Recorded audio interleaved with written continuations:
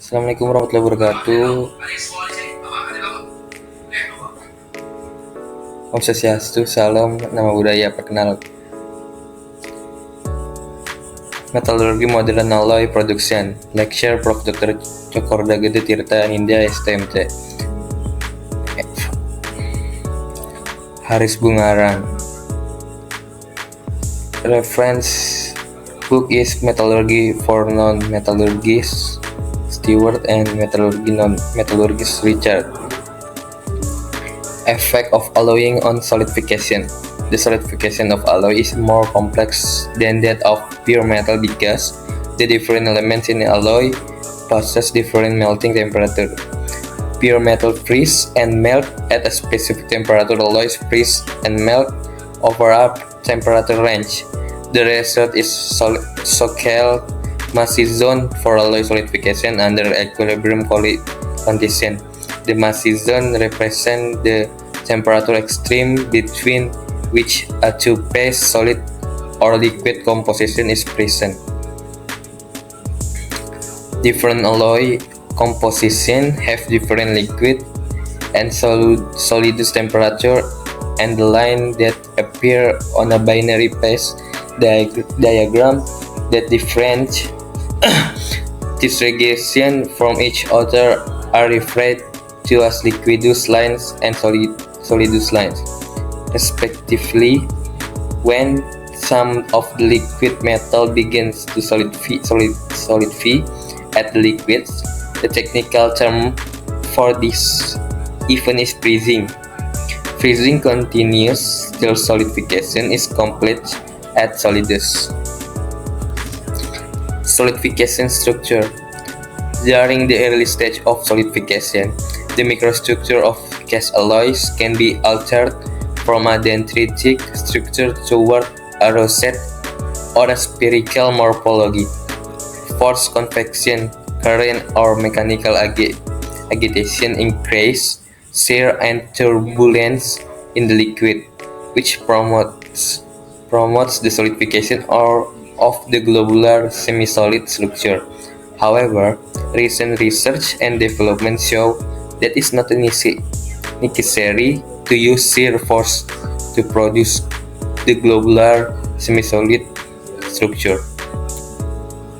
Instead, a slurry with an ideal semi-solid structure can be produced directly from the melt if the temperature of the melt is such that many nuclei, copious nucleation, are generated, and if the nuclei do not grow past a certain point, suppression of the dendritic growth, or melt back into the bulk liquid.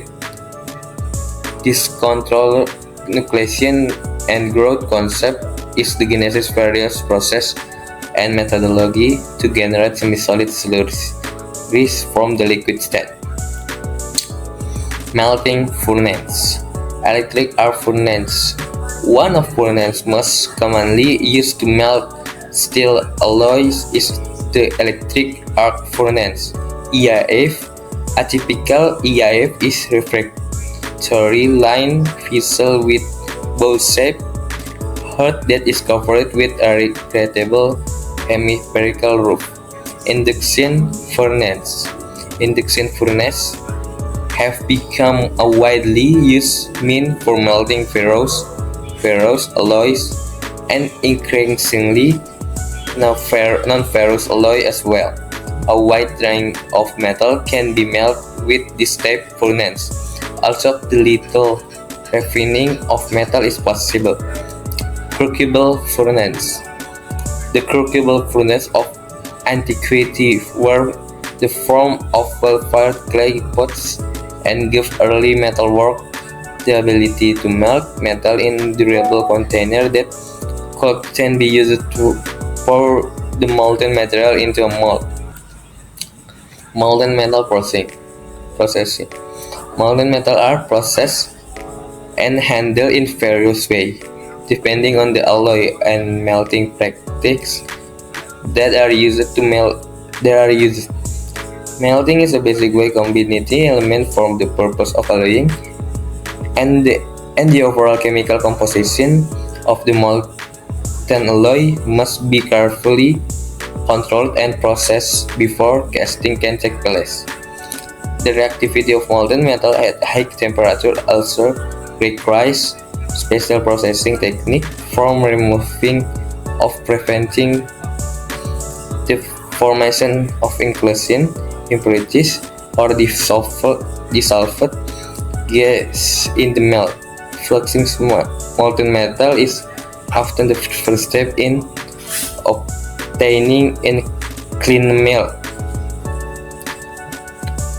Primary production casting. Static ingot casting. Several ingot casting processes have been designed and developed for downstream manufacturing process. The most common is static ingot casting, where molten metal is poured into a vertical open-ended mold. The mold is made metal of usually cast iron and tempered long its length so that solidified metal can be easily withdrawn from it. Continuous casting process. Continuous casting may be defined as the continuous solidification and withdrawal of the product from open-ended shaping mold. Foundry casting. Casting with expandable molds. Casting with expandable molds provide tremendous freedom of design in terms of size, shape, and product quality. Expandable mold methods are classified further as expandable molds with permanent pattern are expandable molds with expandable patterns. Permanent mold casting. Permanent mold casting is particularly suitable for high volume production of casting with fairly uniform wall thickness and limited undercuts or intricate internal cutting. Non-ferrous casting alloys. Aluminum casting alloys. Aluminum casting alloys are the most versatile of common foundry alloys and generally have the highest castability ratings.